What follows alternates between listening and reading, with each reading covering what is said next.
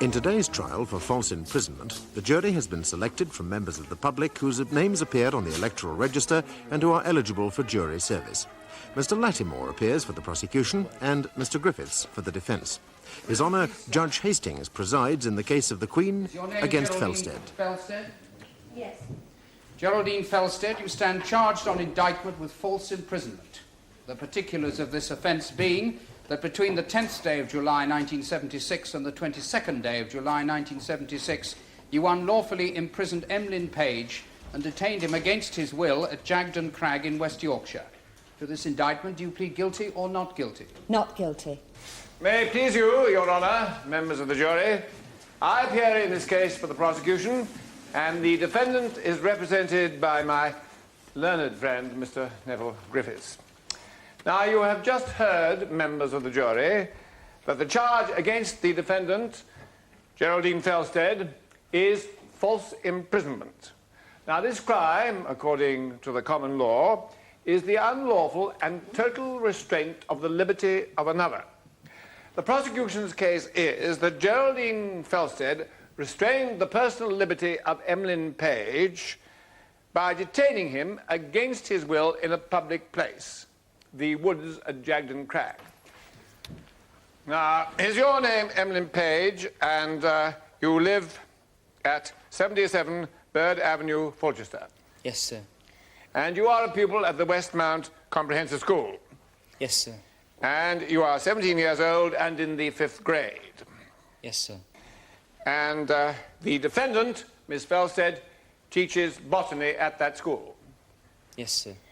Right. Now, earlier this year, she organised a summer camp at Jagden Crag. Yes, sir. How did you find out about the camp? Well, she put a notice on board saying of this meeting.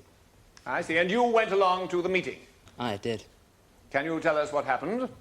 Well, there were about 20 of us there, and Miss Felstead said she was going to run a summer camp in July. Did she say what kind of summer camp? She said it was for the purpose of making a botanical survey part of Jagden Woods. And did she say anything else? Well, only that everybody went to take part in the survey and share day-to-day jobs around camp. And that is all? That's all. She said note about social experimentation. I see. So, on the basis of what she told you, you decided to go to the summer camp? Yes, sir. Why did you? Well, it sounded good. You know, I mean, doing something useful out into open air. Yes, thank you very much, yes. Now, let us move on to Saturday, the 10th of July. Yes, sir. On that day, you travelled to Jagden Crag. Yes, sir.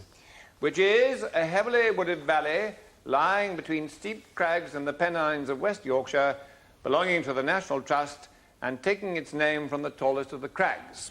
That's right, sir. Thank you for the conducted tour, Mr. Lattimore. Oh, not at all, Your Honour.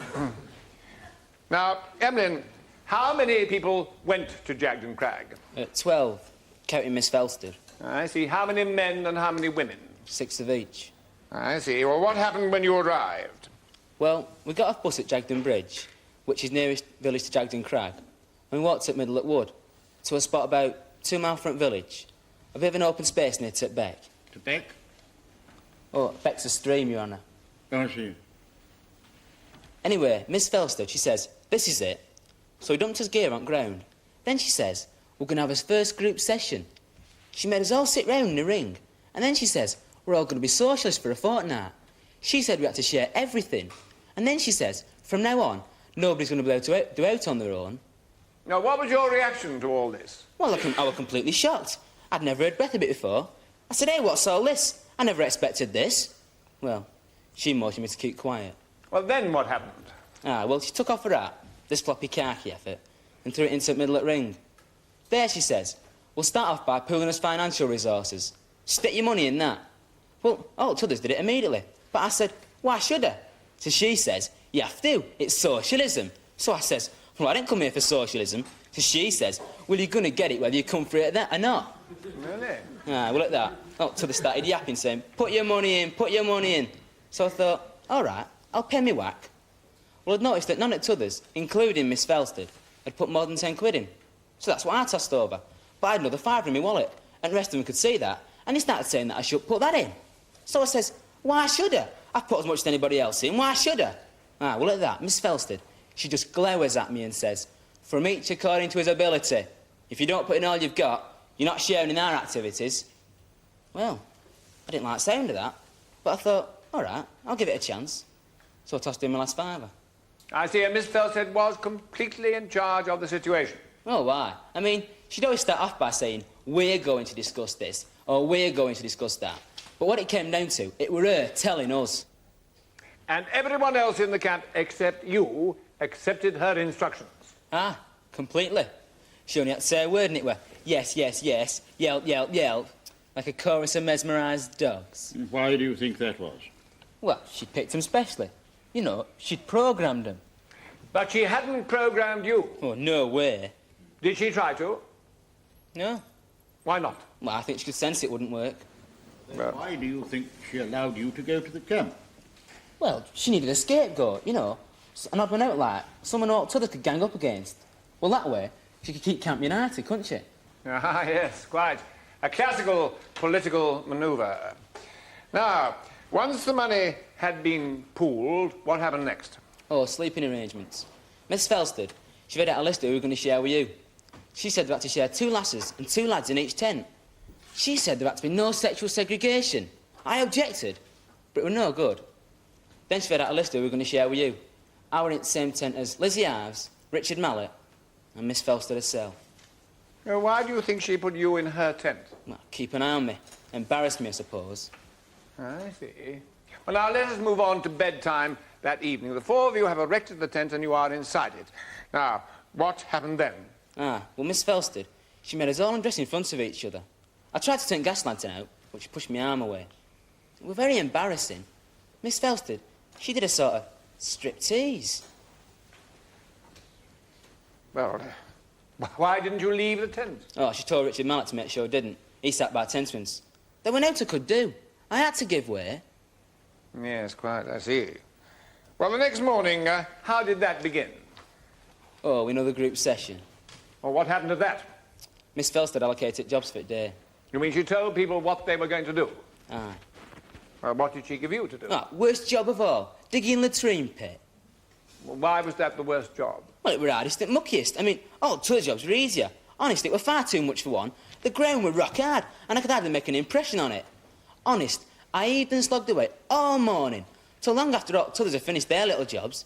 So I says, look, I've really tried to do what you told me to, you know, just to show willing like. But it's too much.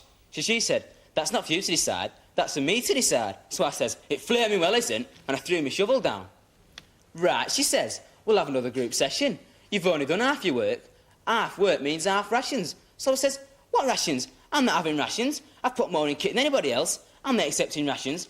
Oh, yes, you are, she says. So I says, you've no right to say that. So she says, I've every right, because I'm speaking on behalf of the group. Group has all rights, individual has none. Well, with that, she gives a signal, and her band of singing dogs start up. Don't work, don't eat, don't work, don't eat, don't work, don't eat. Yes, all right, quite. Now, was the threat to give you half rations carried out? Yes, sir. Well, you see, when time came for midday meal, I lined up with everybody else. It were right weird grub. It were macrochromatic or something, vegetarian. Black pudding but dirtiest face Jews round there. Well, anyway, menu that first day, it were bean pod soup. Well, when it came to my turn, I only got half as much as anybody else. Really? Did Miss Felsted supervise all this? Yes, sir. I see. Well, did you protest? Of course I did, but my voice were drowned in angry growls, and I elbowed out it way. Anyway, it was at that time that I decided to leave, but I realised that I'd have to bide my time until the right moment came, like. Well, you see, I wanted to get my money back. Yes, of course, indeed, really. Now, when did you think that moment had come?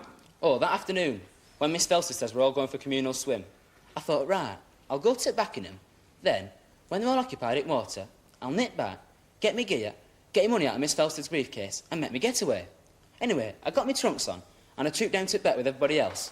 Well, when I got there, I got a shock in my life. Miss Felsted, she opens this toweling job she had on. Toweling job? Yeah, it was sort of like wraparound thing. Oh, you mean a beach robe? Well, I think it were a beach robe, though. I'm not quite sure what a beach robe is. Well, I think we have the general idea of what you mean. Proceed. Go on. Ah, well, Miss Felsted, she opens this beach robe, and she had no ton underneath. Well, how did she open the robe? Oh, slowly like as though she was unveiling something. You know, real production number. You mean showing herself off? Oh, shamelessly. Did she speak? Ah, she says, liberate your skins, share the rights of your bodies with one another. Really? What did the others do? Peeled off the cozzies. Causes? Yeah, I was going to ask that. Oh, please, Your Honour, don't let me prevent you. No, please carry on, Mr. Latimore. Well, Emlyn? What question? What do you mean by cozzies? Oh, cozzies, these swimming costumes. Thank you, Your Honour. Everything comes to him who waits. I see. So everybody removed their swimming costume. Yes, sir. Did you? No, I didn't. I thought it were obscene. But Miss Felsted, she says, get that dirty thing off your bottom. Well, I tried to get away, to duck through bushes, but she ordered half a dozen of them after me, and they fell on me like a rugby scrum. Well, then, Miss Felsted, she comes over, and she yanked me trunks off. With her own hands? Aye, sir. I see. And then she says, we're all going for a dip. So they took me down to the beck and threw me in. Well, then they all started splashing about, but they kept an eye on me to make sure I couldn't get away, you know. Well, anyway, after a bit, Miss Felsted, she gets out at water, and they all follow like seals or something. But I stayed in water to make sure, see what was going to happen, like, you know. And what did happen? Well, Miss Felsted, she made them all make a bonfire, and they all burnt the cozzies, including mine. Well, anyway, Miss Felsted, she stood there with a stick, you know, prodding cozzies to make sure they'd burn. Well, they all got so distracted by this that they forgot about me. So I got out at water, went through bushes, and back to the tent. I got dried, got my gear and everything, and then I got my money out of Miss Felsted's briefcase. Well, all except £1, which left as my contribution to what had already been spent. Very generous under the circumstances. Ah, well, suppose it was. Yes, certainly. Well, now, please continue. Ah, well, I got my clobber together, and then went back to Beck. Well, by this time, they were all stretched out on bank. Well, I went up to Miss Felsted, like, and I looked down at her. Well, I looked down at her face, you know, avoided looking at certain parts of her. And I says, I'm off. She says, you what? I says, I'm off. She says, you're not. I says, I am. She says, you're not. I says, I am. All right. Quite. In fact, she contested your departure. Aye. So says goodbye and starts to walk away. So she jumps up and says, come back. Well, of course I took no notice of her, but then she shouts out, stop, don't let him go. And 4 or 5 of them grabbed me. I see. They restrained you by force from leaving on her orders. Yes, sir. I see. What happened then? Ah. Well, Miss Felsted said we'll have another group session, you know. But I says to her, look, don't be silly. You can't hold me here by force. She says, oh, can't we? So I says, look, you've got no right. So she says, we've got every right. Well, did she explain what she meant by that? Ah. She said group had ought rights, the individual had none. She said we were there in Forest to learn this, to stop acting as individuals, but as a mass. A mass without minds. Except for her? Ah, she were there to sort of direct us. Yes, well, how did she justify that? Oh, something about understanding social forces or something. I see. Now, did she say why she was going to hold you by force? Ah, she said that we were there in Forest to learn to stop all individual inhibitions and desires, to sort of live as one like, as near to nature as possible, to sort of purify ourselves from all contaminations of capitalism, so that after we've done us fortnight in woods, we could go back to normal society, you know, to school and all that, and to start to undermine it. Well, this would mean brainwashing people who are against them, and they'd have to know to do it.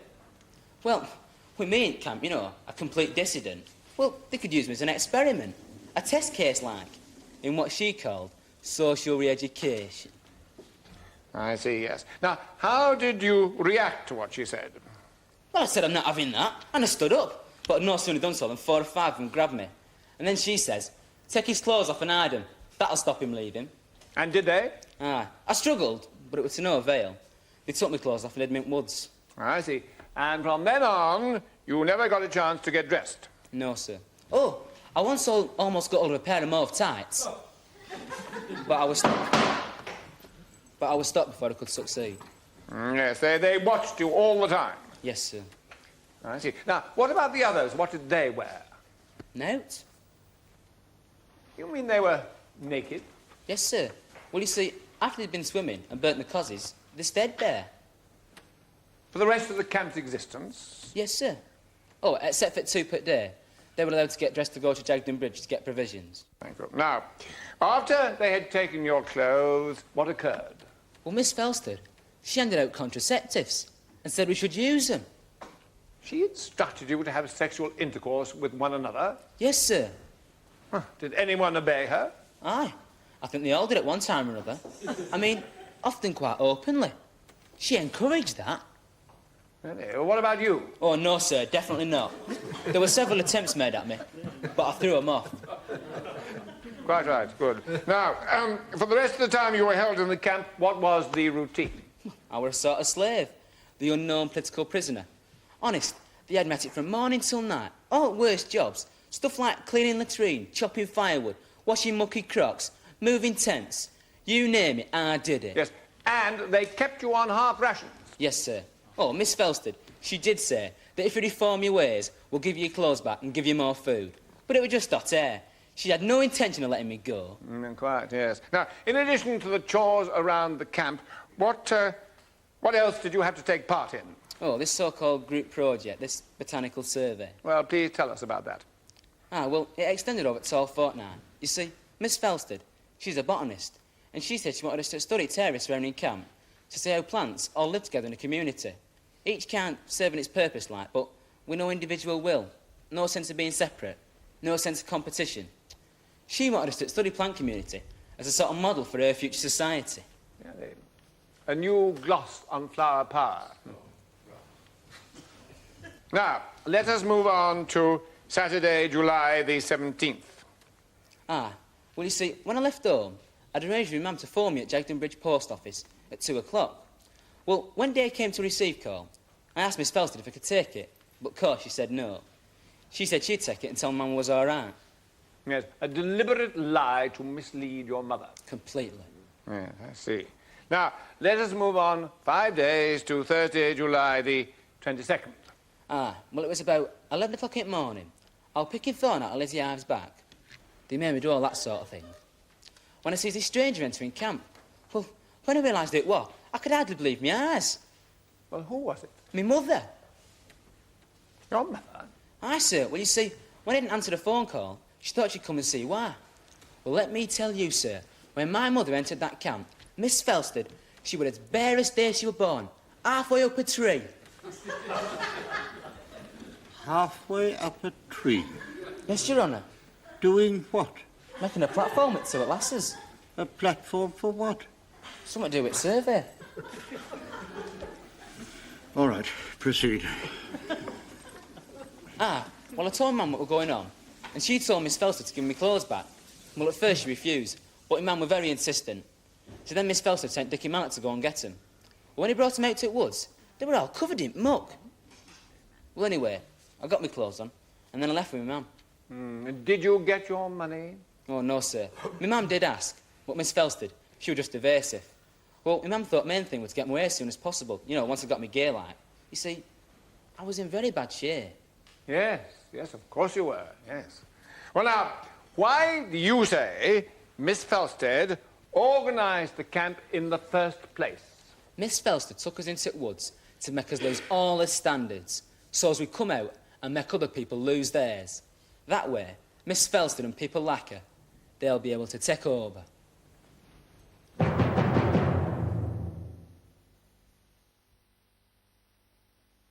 TV lawyers.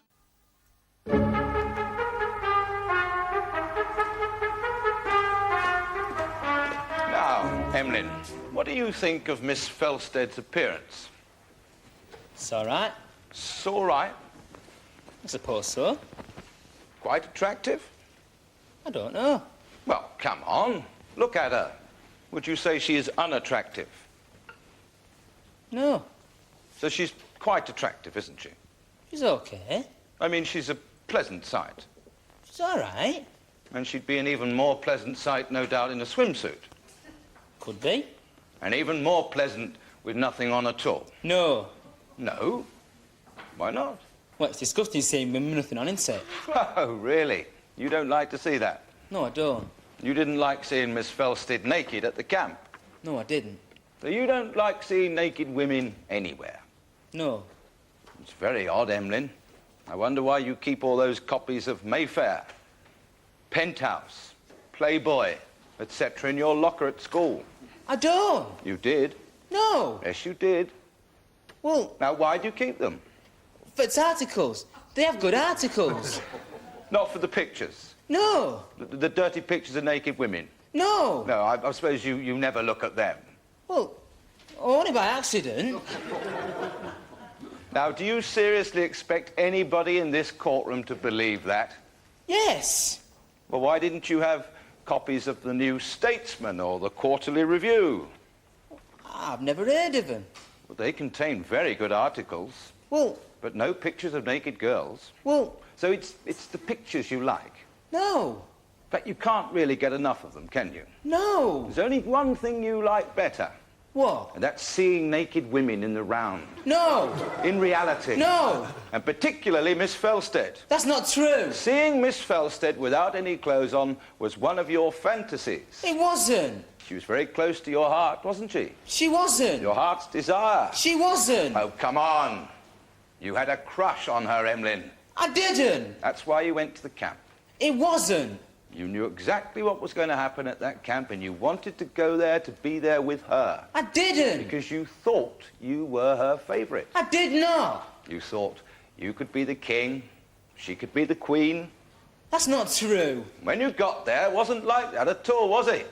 It was thoroughly democratic.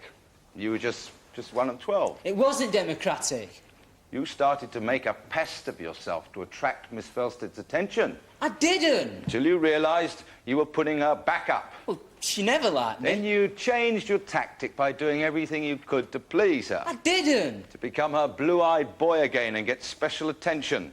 I never liked her. She didn't restrain you by force. You had no desire to leave. I had. And when your mother arrived, you had to make up this ridiculous lie about being detained there by force. Why should I? Because you couldn't admit to your mother you were actually enjoying something your mummy would find disgusting. No, no. So you had to smear what was a positive and wholesome experiment with a thick coat of smutty lies. I didn't. I suggest there was nothing remiss in your experience at Jagden Crag. You made up this whole story about being detained there against your will just to please your mother. No.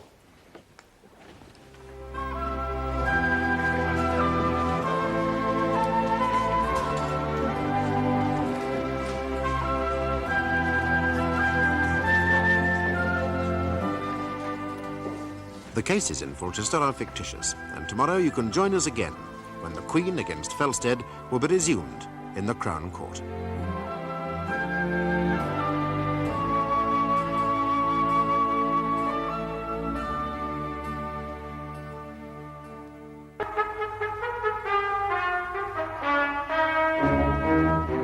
Miss Geraldine Felsted, a schoolteacher, is charged with imprisoning a student called Emlyn Page against his will in a summer camp at Jagden Crag. Yesterday we heard Emlyn Page tell how he was starved, forced to work and deprived of his clothes. The jury in this trial is selected from members of the public whose names appear on the electoral register and who are eligible for jury service. Today, Emlyn Page's mother is called as the next witness for the prosecution.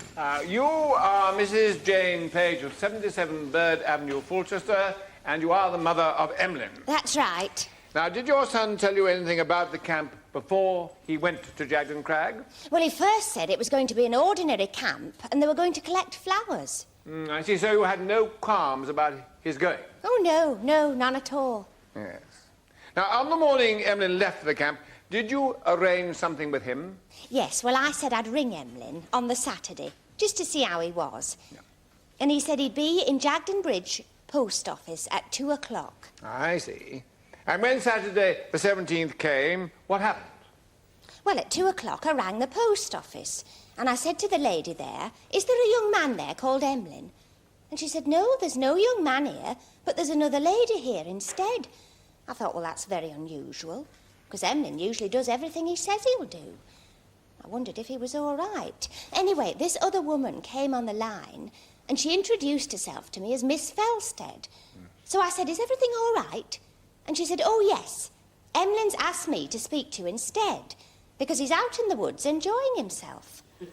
I thought that's very strange. So I said, are you sure? And she said, oh, Mrs. Page, oh, yes, he's perfectly happy, and that's what he's asked me to tell you. So I said, oh, and she said goodbye, and she put the phone down. I see. Now, were you satisfied with what she told you? No, I wasn't. And as time went by, I got more and more worried. I mean, it was most unlike my son not to be where he said he'd be. So by Wednesday, I couldn't stand the strain any longer. I thought, I'll go and see for myself. I'll go and see if he's all right. So the next morning, I got up early and I got the bus to Jagden village.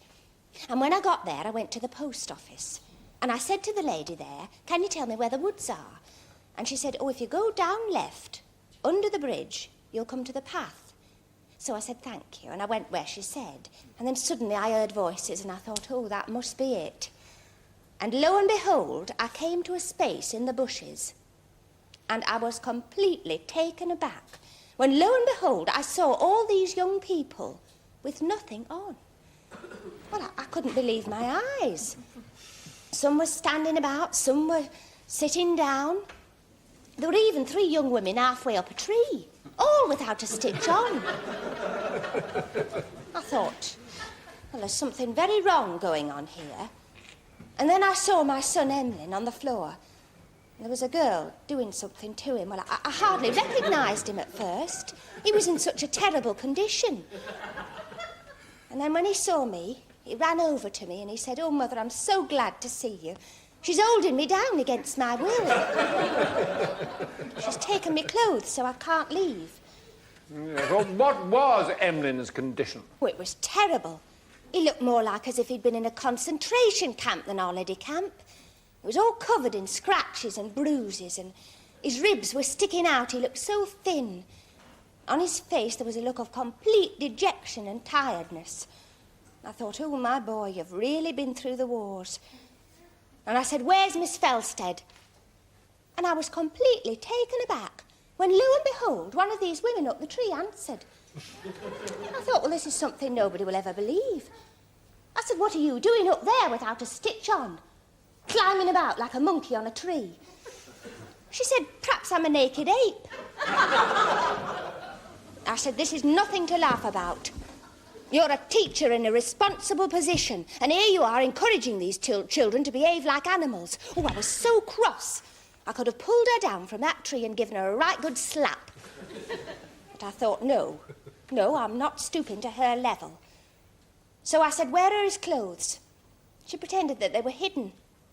So I said, if you don't give him back his clothes, I am going straight down to Jagden village and I'm going to phone the police. So after that, she changed her tune. She sent a boy into the woods to get his clothes, and do you know, I think they'd been buried. They were all covered in soil. Yes. Now, what was the attitude of Miss Felsted and of the others as Emlyn dressed? Oh, very hostile. Yes, very. Yes, I see. Well, what did you do when he was dressed? Well, Emlyn said they'd taken his money as well. So I asked Miss Felsted about that, and she was very evasive. So I thought, well, it's no good bothering about that now. The best thing is if we get on our way. Well, what happened when you got back to Fulchester? Well, I thought I'm obviously going to have to report all this. But I thought before I do, I'll just see what Miss Felsted has to say for herself. Yes, you decided to speak to her before you took action. Yes, well, I thought, well, although the whole thing looked very black, I thought, well, hold your horses. There just might be some unforeseen explanation to all this. Yes, well, you were being very fair-minded. Well, I hope so. I mean, I think one should always try to be fair-minded. Yes, indeed. Well, what happened when you did try to speak to her? Well, on the Sunday night, after she'd got back from the camp, I rang her up. Well, when she heard my voice, she slammed down the phone. And after that, she wouldn't answer it at all. So I thought, well, that's not a good sign. So the next morning, I went round to where she lives. I mean, there was no point in ringing her go to the school because they were on holiday. Yes, quite. So I went round to where she lives and I knocked on her door. And when she answered it, no sooner did she see my face, no sooner did she see it, than she said something very rude. And she slammed the door in my face. I thought, well, if that's the way you're going to carry on, you deserve everything you get. Your behaviour gives you away. You're obviously completely guilty. Thank you, Mrs. Page. Mrs. Page, is your husband still alive? No, sir. So Emlyn is an only child? That's right. Yes, now, what was your thoughts when Emlyn first told you that he wanted to go to this summer camp? Oh, I was pleased. Are you sure? Yes, of course I'm sure. Well, had Emlyn ever been away on his own from home before? I don't think so. Well, not even for a day? Well, no, I suppose not. It's a little unusual, isn't it, a boy of his age? Oh, I don't think so. I suggest it is, Mrs. Page. I'd also like to suggest that you're a rather possessive mother. Oh, no, I'm not. I suggest you didn't want Emlyn to go to that camp at all. Oh, I did. I was pleased. I suggest that not only did you not want him to go without you, you were rather jealous of the woman that was going to be running that camp. That's silly. I didn't know her. Now, you didn't need to know her. The fact that she was a woman was enough. You feared a rival. That's ridiculous. I suggest you tried to stop Emlyn going. No, I didn't. And when you failed, you were rather angry. I wasn't angry. When Emlyn didn't answer your phone call, your jealousy became unbearable. No, I was worried. No, but you weren't worried about Emlyn's welfare, were you? You were worried that somehow he was giving his affection to Miss Felsted. That never even entered my head. Well, you went to the woods to find out, didn't you? To find out that. Yes, and what you found confirmed your fears. My fears that Emlyn was being mistreated. No, your fears that Emlyn was actually enjoying himself with another woman. He wasn't doing that. And although it wasn't Miss Felsted, I suggest when you got to that camp, Emlyn wasn't on the ground with a girl doing something to him. He was on the ground doing something to her. No. I suggest he was tickling her. Emlyn wouldn't do a thing like that. Well, nevertheless, although it wasn't Miss Felsted, you blamed her. And you were only too happy when Emlyn offered you this lie about being detained there by force. I wasn't happy. Because it allowed you to go on seeing your son as completely loyal. It gave you an excuse to vent your jealousy on Miss Felsted. Miss Felsted had imprisoned my son in the woods. She had done nothing of the kind, and you knew that. I didn't. I also suggest when you discovered Emlyn, he was in perfect physical condition. He wasn't. You knew he was lying. He wasn't lying. Well, you made no real attempt to get in touch with Miss Felsted, did you, when you Well, I returned to did. Colchester? I did. I made repeated attempts. Because you didn't want to hear the truth. I'm telling the truth. Because the truth would upset your vendetta against Miss Felsted. Well, I know the truth. Upset your plan to crucify the poor woman because you suspected she had stolen some of your son's affection. No, that's not it at all. And although you really know there is no truth behind your suspicions, you are so obsessively jealous that you will stop at nothing to blacken this young lady's name. No, that's not true.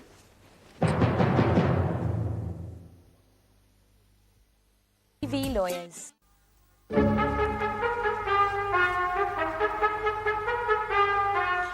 Griffiths, are you ready to open the case for the defence? I am, Your Honour. Now, is your name Geraldine Felsted and you live at 48 Coltrane Gardens, Colchester? Yes. And you teach botany at the Westmount Comprehensive School? Yes. And you're a respectable member of your profession who has never been in front of the court before? I wouldn't exactly say respectable, but yes. And earlier this year, you organised a summer camp at Jagden Crag. That's right, yes. Yes. Now, was this an official school project? No, it was my idea. It was planned to take place outside of school time and was paid for by the participants. And how did you select the people for this project? Oh, I didn't select them. They selected themselves. I just put the notice up. The only qualification was that they should come from the 5th and 6th grades. Yes, why was that? Well, so they'd be old enough to behave like adults. I see. So, at the first meeting, what did you tell those that attended? Well, I told them that I wanted to start a little socialist community in the woods. A place where we could all develop a greater sense of responsibility. A real democracy, in which for a short time, from each according to his ability and to each according to his needs, will be as far as possible a living reality. Yes, and you made all these things perfectly clear to the prospective members of your community. Oh, very clear. They could have no doubts what was in my mind. What about Emlyn Page? He was the most enthusiastic. Seemed to get a kick out of the idea. I mean, he couldn't wait to get to the camp. I see. So, on Saturday the 10th of July, you travelled to Jagden Crag? Yes. Yes, would you explain what happened when you got to the campsite? Well, we had our first group meeting. From then on, decisions were taken by the group and not me. And what was the first thing that the group decided? The pooling of resources, putting money in a common fund. No, you discussed all this beforehand. Oh, yeah, many times. And what was Emlyn's attitude towards this? Well, when we talked about doing it before, he'd seemed very keen. But when the moment came for him actually to fork out, I think his thrifty innocence came to the fore. He suddenly realised that he was going to have to take several pounds from his nice new wallet and give it to somebody else. Anyway, he managed to wrench himself from £10, which is about the same amount as we'd all put in. But everybody could see that he had several notes left in his wallet. And then somebody said that he should put that in too. And so what did you say? Well, I said if Emlyn didn't want to put his money in, well, then his conscience would tell him if it was the right decision. Yeah, and did he put the extra in? No. I see. So what was decided next? Who'd sleep in which tent? Yes, and how was that decided? Drawing lots. Now, you didn't insist that each tent should contain 2 boys, 2 girls. I didn't insist on anything. But before the lottery, somebody asked me what I thought about sexual segregation. I said I couldn't see any good reason for it. It didn't help equality. But it must be up to the group to decide. They decided unanimously to be mixed. What about Emlyn? He didn't seem to mind. He voted for it. What happened when he drew to share a tent with you? He seemed very pleased. Why was that? He had a thing about me. A thing? A crush, Your Honour. Yes, now, when you were in the tent, did you undress with the lantern on? Yes. Now, why did you do that? So we wouldn't bump into each other, get tangled up with each other. And did Emlyn try and put the lantern out? No. Did he object in any way? No. But when it came to undressing in front of members of the opposite sex, I think he got a bit embarrassed. Yes, but you didn't insist that people watch each other getting undressed. Oh, no. I mean, we were out of our togs and into our bags in 20 seconds flat. It gets nippy in their moles at night. OK, so let's move on to the next group session. What happened then? The jobs are worked out. Yes, by who? By the group. It's not by you. Oh, no. No. People volunteered for the jobs they wanted to do. All except Emlyn. He volunteered to do nothing. I mean, that's why I got digging the latrine.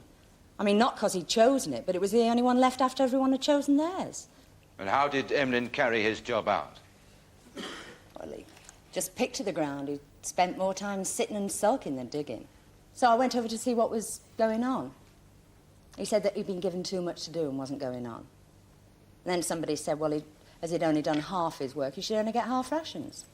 Yes, you didn't say that. That wasn't you. Oh, no. I didn't believe in that. I mean, if Emlyn didn't want to pull his weight, well, then it was up to his social conscience. We didn't need to punish him. In fact, that would be a bad idea anyway, because it would make him feel like a martyr. I mean, if we just left him alone and let him see us doing our bit, well, then we would shame him into doing his share by our example. Yes, and did the group accept that? No. They said he should only get half rations till he did his whack. And did he receive half rations? Well, for the rest of the day, that's all. I see. Now, was the camp vegetarian, by the way? No. Oh, some of them were, but they were catered for. I mean, I'd go mad if I couldn't have a pork pie in a fortnight. So let's move on to the events of the afternoon. We went for a swim in the stream. Yes, and what were you wearing? A beach robe. What happened when you reached the water? I wasn't wearing anything under my robe. Not because I'm a pervert or anything. It's just that I like to swim with nothing on. Anyway, I didn't want to embarrass them, so I whipped my robe off and jumped in the water. It wasn't a gesture. How did the others respond to this? Some of them looked a bit surprised, a couple of the lads grinned. And then Millicent McGreevy stripped off. That was a gesture. And, of course, the other girls had to follow suit. Ha! Yes, a birthday suit. Anyway, soon they were all proud and unadorned among the nettles. The boys just goggled as well they might. Until Greta Long shouted, "Come on, lads, don't be shy. We're not going to look."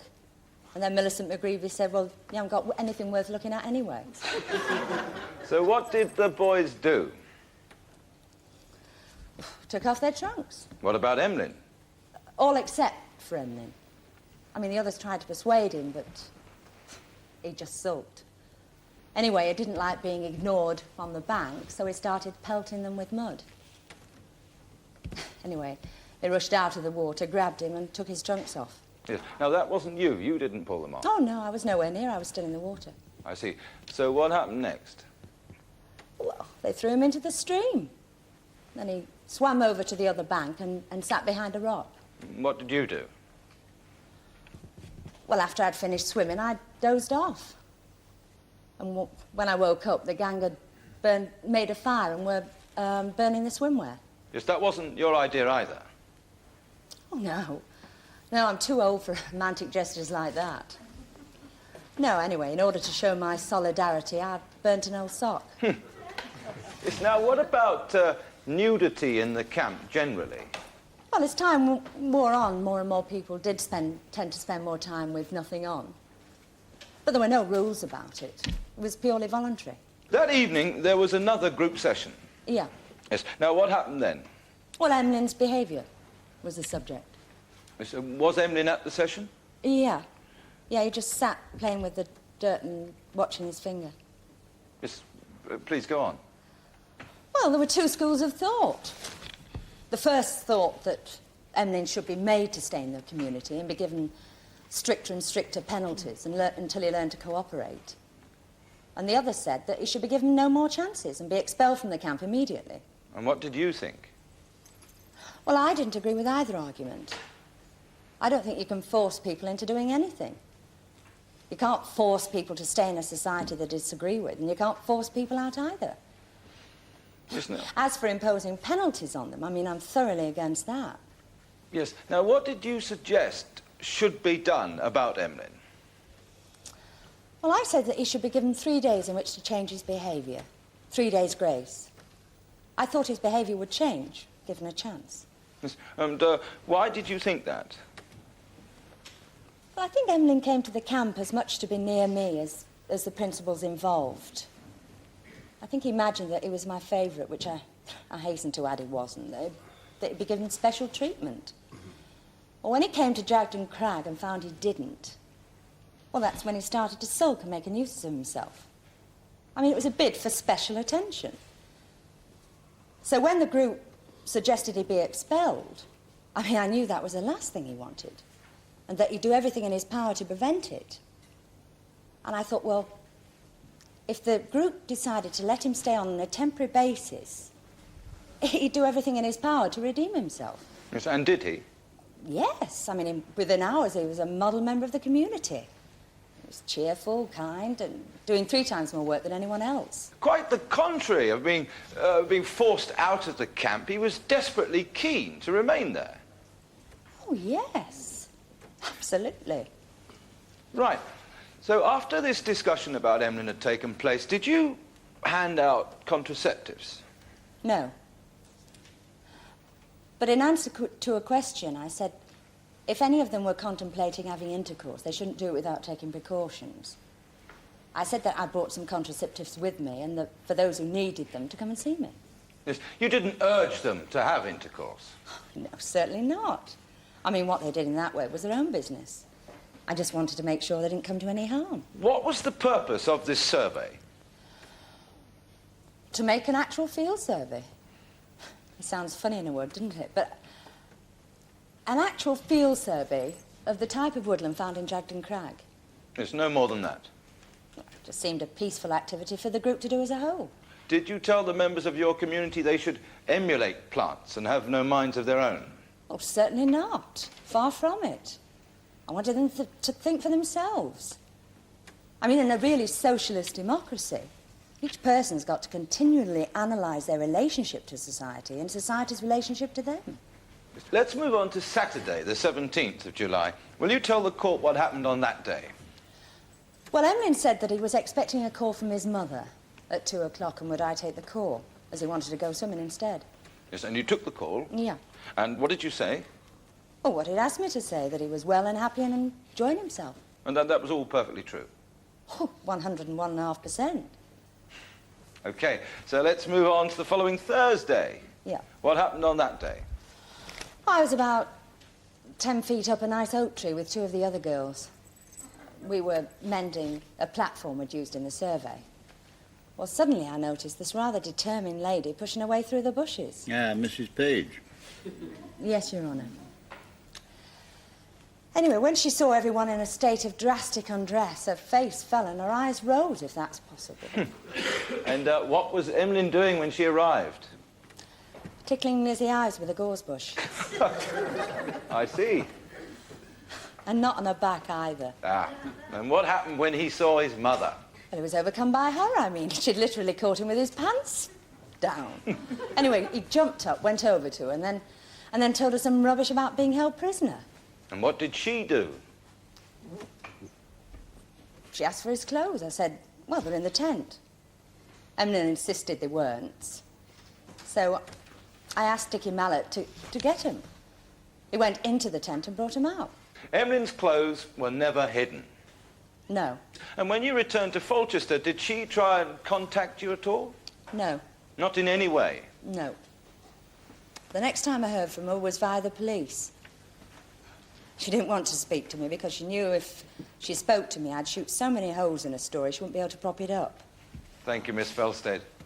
Court will adjourn. All rise.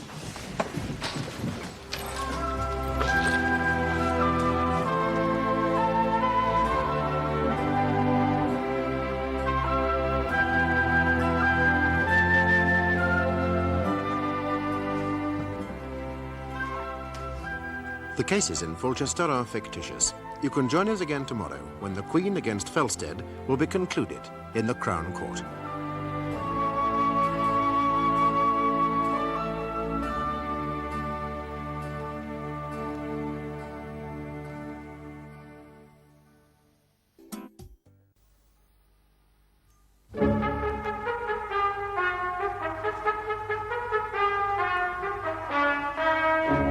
Miss Geraldine Felsted, a schoolteacher, is charged with imprisoning one of her students against his will in a summer camp at Jagden, Crag. Miss Felsted has denied the charge, and today she's about to be cross-examined by Mr. Lattimore, counsel for the prosecution. The jury in this trial has been selected from members of the public whose names appear on the electoral register and who are eligible for jury service. Miss Felsted, how do you believe a society should deal with its dissidents? It should tolerate them. And that applies to a communist society, too. Oh, good heavens, yes. It applies more to a communist society than to any other. In a society where everything is for the good of the group and the individual, which is the same thing, really, then force isn't needed to make people fit in. Then how do you deal with dissidents? Well, I think that given a chance, everyone has a built-in sense of social values, a kind of social conscience. A conscience that makes the individual want to cooperate. In that case, how do you explain all the strife we see in the world today? Well, I think the sense of cooperativeness is stifled in our competitive society. I think people are continually being pushed to work against each other in order to make a living. What about people being pushed to work with each other in order to make a living? I don't believe in pushing anybody. Really? What about Emlyn Page? I didn't push him. I made sure that he stayed in the camp long enough for his social sense to develop. And I believe that we should carry him and try and persuade him by both word and example until the time came. You don't believe that force should ever be used against any member of a society? Only on rare occasions. Well, what would they be? If someone's trying to destroy society by force. All right, then what would you do? Well, restrain them as comfortably as possible till they could do no harm, until such a time as they change their minds. Now, did you believe that Emlyn Page came into this category. Oh, no, he wasn't threatening our community. He wasn't trying to bring it down. He was just behaving like a naughty child. Now, by your activity on Jagden Crag, were you trying to bring down our society? No, not directly. What I wanted to do was to show the kids how to live in a more social and responsible way. And I hoped that when they left the camp and went back to their everyday lives, they'd spread what they'd learned to others. But by persuasion and example. I mean, in no way did I think of them subverting society or undermining values by sinister methods. I mean, I'm not only against force, I'm against manipulation. I believe in rapid evolution whenever possible. You do not believe in revolution? Yes, when necessary. Well, when is it necessary? When there are no genuinely representative institutions through which protest can be expressed. You don't think that we need revolution in this country? No, not yet, and I hope we shan't. I believe in rapid evolution. But if we can't have that, then revolution may have to happen. But revolutions are brought about by force, and you maintain that you do not believe in force. I don't believe in force. But in a few rare occurrences, it may be necessary. Although in a genuine revolution, very little will probably be needed. Well, what do you mean by that? Well, a real revolutionary situation is when the vast bulk of the people want radical change. And those who oppose it are so few in numbers, they tend to crumble away rather than fight. I believe a revolution is only justifiable when the overwhelming mass of the population wants it. All right, suppose a revolution has mass support, what then? Then it can continue. But it can only continue as long as it has the vast majority behind it. It must continually seek to persuade the masses to stay behind it. If it loses that mass majority, then it must come to an end. Come to an end? I think so. I mean, the supporters must not try to keep it going by force. I mean, it must suspend the revolution till enough people want it again. Revolutions can't be supported by force. If you try and keep it alive that way, you'll kill it. Interesting. I'm so sorry, Mr. Lattimore. I'm afraid I got rather carried away. Not at all, Your Honour. Not at all. Now, Miss Felsted, have you ever stolen anything? Well, maybe when I was 5. No. Now, more recent than that, when you were training to be a teacher at Nottingham. No. Well, in those days, did you not live in a house with 3 other students? We shared a house. Yes. And one weekend, did you not steal a camera and 20 long-playing records belonging to your flatmates and sell them? No. I lived in a commune. Everything belonged to everybody else. One weekend, 2 of the commune were away. It was freezing. 2 of us were left there. We were broke. So I sold the camera and records to buy paraffin for the commune. I mean, there were as much mine to sell as anyone else's. I didn't steal a thing. That was not the opinion of your flatmates when they returned? No, but it was the opinion of the police. They refused to accept charges. Yes, only because your flatmates were too kind and soft-hearted to press charges, because they realised that if they did, you might go to prison. That's ludicrous. No chance I'd go to prison. Yes, because, as I say, your flatmates were too soft-hearted. Because they didn't have a leg to stand on. Because they were compassionate people who did not want to land you with a record. I've never stolen anything. Well, I suggest that you have, and that your attitude to other people's property has not changed since then. You cannot bear anyone having anything that you have not got. I've never stolen anything in my life. Really? Now, does the name Rita the Romper mean anything to you? Oh, my God. Where do you drag that up from? Well, you do recognise the name. Yeah, but I can't see what it has to do with the case. Well, that's a great deal to do with the case. You know who it was. Yeah. Well, will you please tell us all who it was? Yeah, it was me. Yes, indeed. When you were a striptease artiste. Come on. I was never a striptease artist. I suggest that you were. I wasn't. I performed twice. Twice nightly. No, twice altogether. I mean, it was part of a student show. But I didn't take my clothes off. I suggest you took them all off. I took nothing off. It was a spoof, part of a student show. I pretended. Yes, but you were paid, weren't you? Oh, yeah. The price of the bus fare home and a packet of crisps. Really? Well, I suggest to you that you like taking your clothes off in front of men. I don't. Really? Miss Felsted, do you know what exhibitionism is? Yeah. Well, what is it? Well, I suppose it's showing off your oojars to the member of the opposite sex. Oojars? Erogenous zones, Your Honour. Oh, yes, those. Yes, those, Your Honour, thank you. Now, you like doing that, don't you? No. Tell me, have you ever walked about the main streets of Colchester without knickers? Your Honour, that is a most improper suggestion. Griffiths, yes. Well, Well, you have, haven't you? in the summer, maybe, with a long skirt on. A short skirt. Well, it's rather nice to feel the breeze between your legs. And nice to feel men's eyes there. No. I suggest that you are an exhibitionist. I'm not. And that is why you wanted to show yourself up to the young men in the camp. I didn't. It is one of your problems.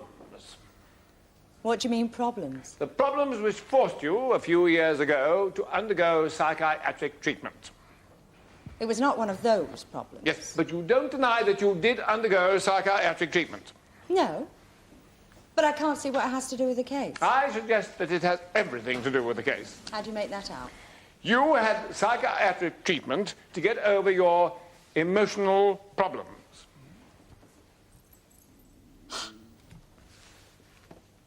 Yes, I was nervous. I couldn't cope. But I got over it. The therapy worked very well. I suggest that it was a complete failure. Was it? Yes. Do I seem nervous now? No, you do not seem nervous, but then nervousness was not one of the problems for which you sought psychiatric treatment. Of course it was. No, your problem was, and still is, destructive aggression. I'm not at all aggressive. The psychiatry failed, and since then you have been trying to solve your hang-ups by manipulating other people. Don't be silly. That is why you took a group of children to Jagden Crag. I didn't. You can only deal with people if you are in complete control. That's rubbish. You cannot stand anyone disagreeing with you. I can. You cannot stand anyone having authority over you. I can. You have to be the authority. I don't. You have to be in charge. I don't. You have to control people so that they cease to have minds of their own. That's not true. And you have to corrupt them. This is really rubbish. Because you have a rally sense of inferiority. I haven't. No, it was not political idealism which took you into the woods of Jagden Crag. It was. It was psychopathology. Of course it wasn't. Now, you wanted to control and to corrupt the decent, healthy, young pupils from Westmount School. They've been corrupted already by society. I wanted them to overcome it. You wanted to take them into the woods and turn them into mindless animals. I wanted to turn them into humans. And then to turn them loose in society so that they could undermine it. I wanted them to question society. In fact, you wanted to revenge yourself. Oh, this is so ridiculous. And you might have succeeded. This is really crackers. If one brave young man had not stood out against you. Oh, it's unbelievable. Had not refused to be brainwashed by you. Really unbelievable. I suggest this is why you had to imprison and hold him against his will. I didn't imprison anybody. So that he could not tell the world what you were up to. I wasn't up to anything. But I suggest that he has been too strong for you. He has shown here in this court how you planned in the woods at Jagden Crag to destroy our society. I suggest to you that you know in your wicked heart that everything that Emmeline Page has testified before this court is absolutely true.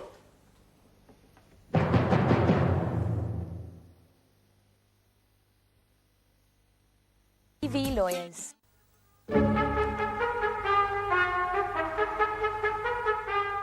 Millicent McGreevy, you attended the camp at Jagden Crag. Yeah. Now, how did you hear of it? Well, Felsted held a series of meetings. Yes. And at these meetings, was it made clear what was going to happen? Yeah, And Emlyn Page heard all of this. of course he did. Now, what happened when you arrived at Jagden Crag? Felsted handed over Powart at Masses. Masses? To the group. Oh, yes, all 12 of you. And what was the first thing the masses decided? The collectivisation of assets. Got everybody to put their money in. All except Page. What was Miss Felsted's response to this? Ah, too soft. She said he didn't have to put it in if he didn't want to. Talked about his conscience. Huh? She didn't order him to put it in. Felsted never ordered anything. I see. Now, who arranged which tent people would sleep in? The collective by lottery. Yeah, Miss Felsted didn't decide. Felsted's not decisive. Now, the next morning, what happened then? Well, we had another meeting at collective. Yes, and what was discussed? To organisation of work. And how was that decided? Collectively. Each member volunteered to fulfil a task. Except Page, he refused. And what happened to him? Well, he was left with a job nobody else wanted. Digging the tree. Yes. Hey, he wasn't given this job by Miss Felsted. No, nobody were given jobs. Right, so how did Emlyn carry out his job? He didn't, he played at it. He manifested himself as a thoroughly antisocial, work-shy reactionary element. I see. Was his behaviour discussed? Yeah, collective decided he should be on half rations. But what did Miss Felsted say? Ah, she was too soft again. She said we should leave it up to his conscience whether he did any work or not. But I'm glad that in the end, through the force of dialectic, a firmer line prevailed. And who was the principal advocate of this line? I was. I see. And who made sure that Emlyn was put on half rations? Me and Greta Long. I see. On behalf of the collective. Yes, of course. But what about Miss Felsted? Ah, she'd had naught to do with it. She'd have let him off. Right, so the following afternoon, everybody went swimming. Yeah. Would you tell the court a little bit about that? Well, when we got to Beck, Felsted threw off her robe and jumped into water with no on. She just did it because she liked swimming bare. She seemed quite oblivious of its potential social and ideological implications. So I saw it as my duty to seize the opportunity provided and raise the consciousness of the other comrades. So I took off my swimsuit and told the rest to rid themselves of their sexist exploitationist shackles. Which they did. All except Page. Well, what did he do? Started chucking clay at us, then stones. A savage reactionary attack against the collective will. And what did the collective do? Well, took counter-reactionary measures. Now, could you be a little more precise? Knocked him over, held him down, pulled off his trunks and dumped him in Beck. I see. So Miss Felsted took no part in all of that? Felsted shrank from it. Right. So after you'd finished swimming, what happened then? Well, when do you mean? Well, when you were all lying about on the bank. No. Well, didn't Emlyn say anything to Miss Felsted? No, he was calling Mickey names from the other side at Beck. Well, he didn't say he was leaving. No. And Miss Felsted didn't order him to be kept there by force? No, nobody was detained by force. Felsted couldn't detain a midge by force. Yes. Now, a few hours later, you had another collective session. Yeah. And what was the main subject of discussion? Page. Would you explain to the court what happened? Well, I brought what should be done with him. Lissy House thought that he should be restrained from leaving camp and given corrective labour to do. But I disagreed with her. I pointed out that though I agreed with their position theoretically, our collective weren't big enough to carry out such measures. I mean, keeping an antisocial element under continual surveillance had been a big drain on his productive capacity. It could have led to underfulfilment of his collective goals. You mean you believe that the group had a right to restrain Emlyn Page against his will and make him perform punitive tasks? No, I wouldn't say punitive. I'd say corrective and re-educational. Never mind what you wouldn't say, just answer my question. Of course we had a right. From where was this right derived? From the collective, from the masses. The masses are always right. We as the masses had the right to make Page do anything we should so decide. But that is not what you decided. No. I argued that since we couldn't restrain Page, we should therefore expel him, by force if necessary. There were no place in a truly socialist collective for somebody so completely contaminated and corrupted by capitalism. I would just stop point at winning everybody over to this progressive position when Felsted went and betrayed toll basis at Blooming Collective. She said that Page should be given 3 days in which to change his ways. The mamby-pamby smell of liberalism. She really showed herself in her true colours then. Well, after that, everything just fell apart. We never achieved the militancy I'd expected. We should have been practising guerrilla techniques, not cataloguing plants. But the group agreed with Miss Felstead's proposals. Yeah, but not because she was dialectic. There were no struggle of ideas. She adopted a sexist, submissive posture towards the males and wheedled him into giving way. I see. Now, Emlyn's clothes were never taken away. No, of course they weren't. And did Emlyn's behaviour change after that? Yeah, but for wrong reasons. He became very cooperative. Yeah, And he remained in the camp of his own free will. yeah.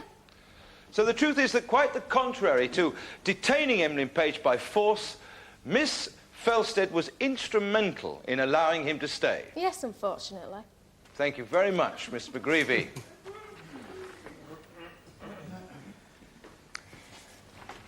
Miss McGreevy, would you describe yourself as a socialist? I would. Yes. Would you describe yourself as a feminist? I would, definitely. Yes. Well, why would you call yourself a feminist? Because women have been exploited and subjugated by men for thousands of years, and it's got to stop. You believe that women are the equals of men? Equals? Of course I do. Equals. Well, you say that as though perhaps you think they are rather more than equal. Well, perhaps they are. You don't like men? I've nothing against them on a personal, individual level. You haven't? No. I'm talking socially, ideologically. Not personally? No. I see. Have you got a boyfriend? No. Have you never, ever had a boyfriend? No. Why not? Never wanted one. Never? No. This period historically isn't suitable for personal involvement. Really? I must tell my wife. I suggest that you are incapable of forming a sexual relationship with a boy. Oh, Your Honour, yet another improper suggestion. All right, Mr. Griffiths, just... And that you make up for this deficiency by feeling very strongly for members of your own sex. That's a lie. And at the moment you feel very strongly for Miss Felstead. I can't stand her. She's a bourgeois liberal. In fact, you hero, or should I say, heroine worship her. I think she's despicable. And that, quite the opposite of disagreeing with her views, the views which you have been expressing in this court are hers. They aren't. They're mine. They're all mine. You live, breathe and eat, Miss Felstead. I don't. You haven't any ideas of your own. I've lots of ideas. Indeed, you are the embodiment of Felstead's plans. I'm the opposite of Felstead's plans. You are the fulfillment of them. You are, in fact, the end product of the camp. The camp were a waste of time. You are what the camp was all about. I'm not. The camp were about sexist capitulation. Felstead wanted to turn all the 11 young people in that camp into creatures like you. Felstead did everything to stop them from becoming like me. It were me who fought to establish a correct non-deviationary line. I were a soldier of the people. Felstead wanted girl guides. I suggest that you are prepared to do anything for her. I'll do naught for her except denounce her. And that you are only criticising her because she ordered you to do so. I only take orders from correctly constituted cadders. Cadders? I believe she means carders, Your Honour. Oh, yes. Yes, the word is carders. Carders. I'm not interested in bourgeois interpretations. I suggest to you that you believe Miss Felstead is the greatest woman who ever lived. Oh. And only a few days ago you were overheard calling her our wonderful woman now. That was sarcastic. Men are sarcastic. Really? Well, I would suggest to you that you are lying for her now. I'm not. You are protecting her. No, I'm not. She was in charge of the camp. She wasn't. She ordered all the things done to Emlyn. She didn't. You agreed with what she did. I didn't. No one suggested Emlyn be expelled. They did, I did. No, Miss Felstead ordered him to be detained. She didn't. She had his clothes taken away. She didn't. She kept him there in that camp, working him like a slave, starving him, humiliating him. She didn't. And you saw it all. I did not. And yet you stand there, lying through your teeth that it never happened. I'm not lying.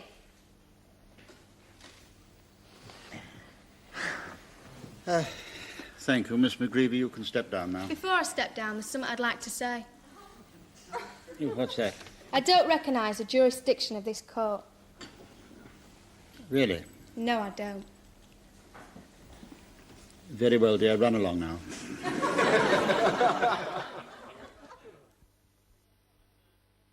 Remember, the prosecution must prove beyond all reasonable doubt that Geraldine Felstead did unlawfully imprison Emlyn Page and detain him against his will. You will therefore now please retire, elect a foreman to speak for you, and consider your verdict.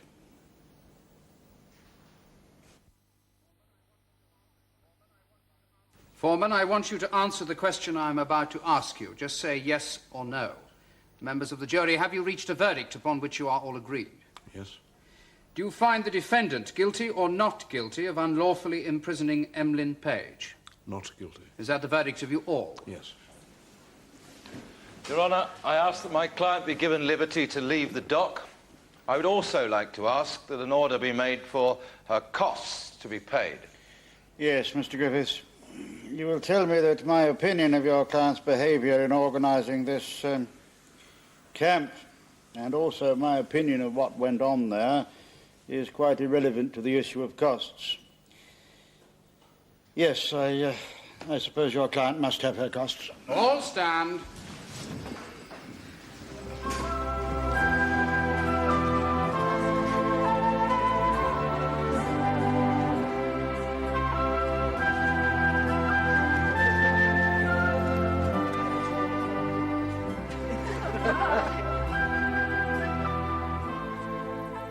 The cases in Fulchester are fictitious. You can join us again when our cameras return to bring you another leading case in the Crown Court.